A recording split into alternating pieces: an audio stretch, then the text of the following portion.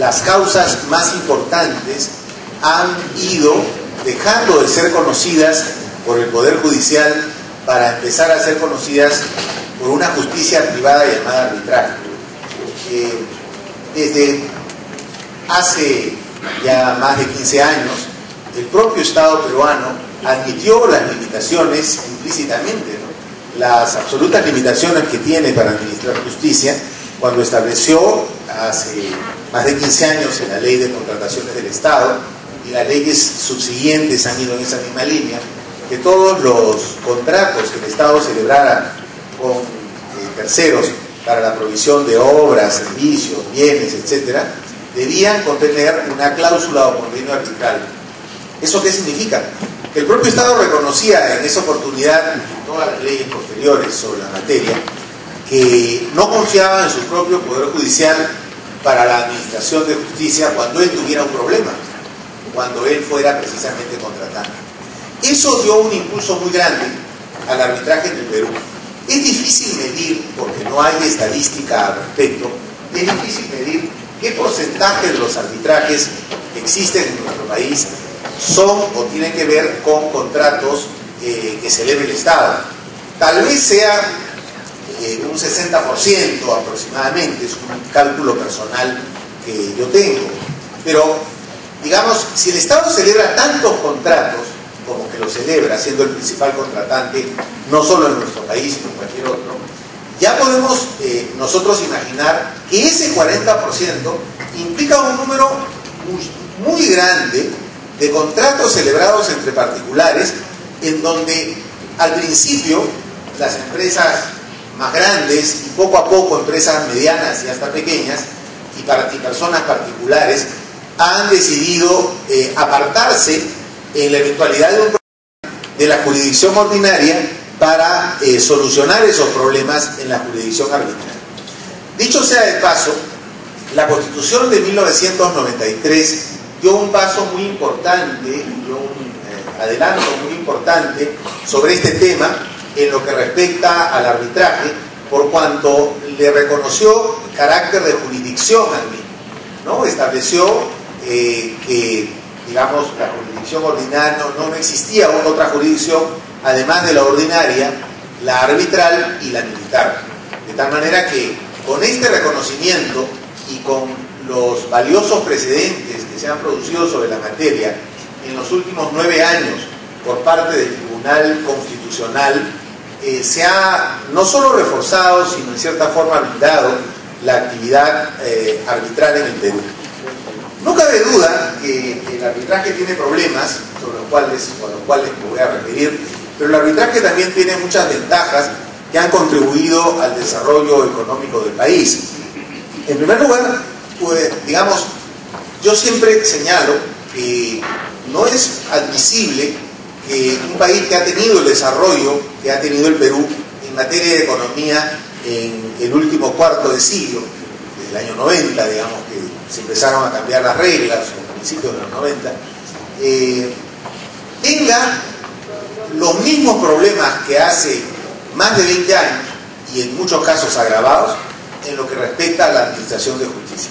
Es decir, allí me queda claro que la Corte Suprema tiene una deuda muy grande consigo misma y con la administración de justicia y la sociedad en su conjunto, a efectos de poder mejorar desde adentro la administración de justicia y que no siga mereciendo la gran desconfianza que tiene por parte de la ciudadanía en su conjunto. Esa desconfianza no solamente le corresponde a los grandes inversionistas o a las empresas, sino es una desconfianza generalizada. Esa desconfianza lleva a que uno tenga muestras en los dos lados de la sociedad.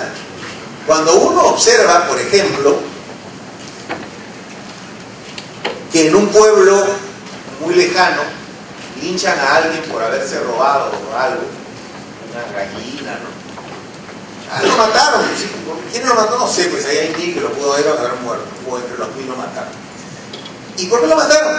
Porque era un ladrón consuetudinario y cada vez que lo entregaba a la policía volvía, robaba algo y esta vez tuvo la mala fortuna de que lo agarraron, no solo lo agarraron, sino que lo desnudaron, lo amarraron, lo quemaron y se acabó. Muerto el perro, se acabó la rabia, ¿no es cierto? Uno puede decir, no quiero quemar la barbaridad. Y claro, yo digo como abogado, como persona, qué barbaridad, que maten a alguien así. Sí, pues, pero lo que quiere esa población es una justicia rápida y efectiva, que sabe que esa justicia rápida y efectiva no la tiene en el Poder Judicial. Esa misma sensación, pero de manera civilizada y ordenada, la empezaron a tener las grandes empresas cuando contrataban aquí en el país, y efectivamente al momento de establecer una cláusula en torno a la jurisdicción no establecían las cláusulas de rigor antiguas de los jueces en tribunales de Lima, sino la de los tribunales arbitrales. Entonces, y esa misma sensación es la sensación que tuvo el Estado, que dio lugar al proceso de instaurar en arbitraje la contratación pública que hacía referencia. De manera que es difícil, digamos, medir cuáles son los volúmenes patrimoniales controvertidos en arbitraje en aquellas materias susceptibles de ir a arbitraje, porque claro, hay otras que no lo son. No podemos hablar, pues obviamente, de materia de orden tributario, no podemos hablar de materia de orden constitucional, ni materias de orden de derecho de familia, o bueno, los casos de orden penal. Pero las materias que sí son susceptibles de ir a arbitraje, difícil es medir qué volúmenes patrimoniales se controvierten allí. Pero tengo la seguridad que los casos más importantes están en el arbitraje y no en el Poder Judicial. Esa revolución en torno a la administración de justicia en el Perú es una revolución absolutamente silenciosa. Y claro, uno podría decir, ¿y por qué no se ha producido la reforma de la administración de justicia? Bueno, simplemente no se produjo. Y cuando algo no se produce, la sociedad busca causas para solucionar estos problemas a través de vías diferentes. Una el linchamiento, otra el arbitraje. Ahora, es verdad que el arbitraje siempre presenta problemas y uno, por más que participe en él y que tenga labor como árbitro o como abogado, defensor, no puede negar la existencia de esos problemas. En primer lugar, hay un problema que es un problema de orden de costo, ¿no? El arbitraje cuesta formalmente más que un proceso, ¿no es cierto?, en la jurisdicción ordinaria, que más allá de las tasas y la natural defensa por abogados, que en ambos casos estará presente, digamos, no implica el pago de honorarios de los árbitros y de los honorarios de un centro de arbitraje, de un secretario arbitral. Pero visto esto en el tiempo, yo creo que al final se gana dinero y no se pierde, porque en materia de arbitraje los procesos no son tan extensos como en la jurisdicción ordinaria.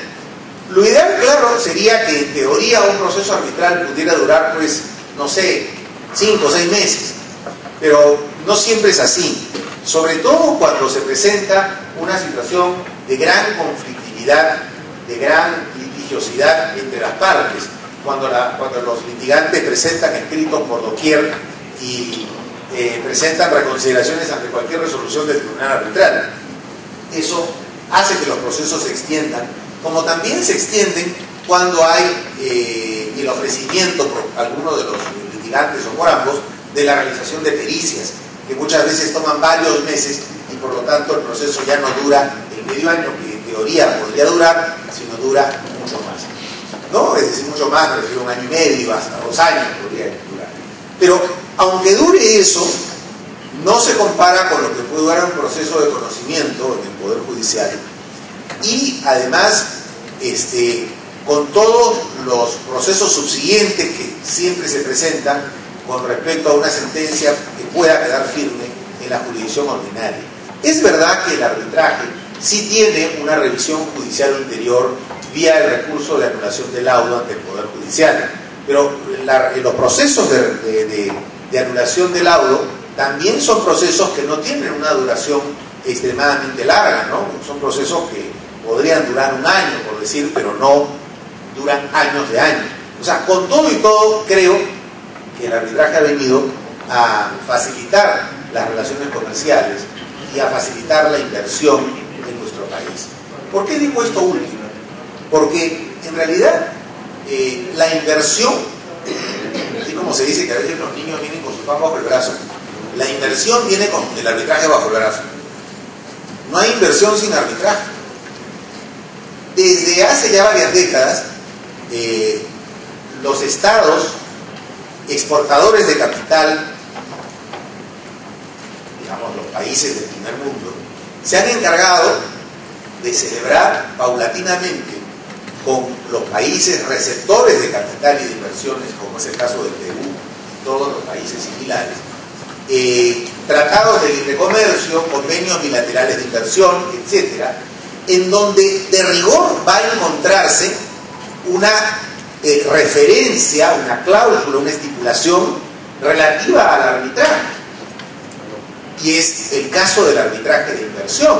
O sea, en otras palabras, cuando un inversionista de esos países se sienta perjudicado por el trato que reciba de parte de las autoridades de un país en donde ha invertido y esté protegido por estos convenios y respaldado por un convenio, por una cláusula, por una estipulación en donde se regule el arbitraje de inversión, ese inversionista, por lo general, a veces hay opciones, ¿no es cierto?, pero por lo general, si se trata de montos considerables, importantes, no recurrirá al Poder Judicial del país, ni siquiera va a recurrir a un arbitraje nacional.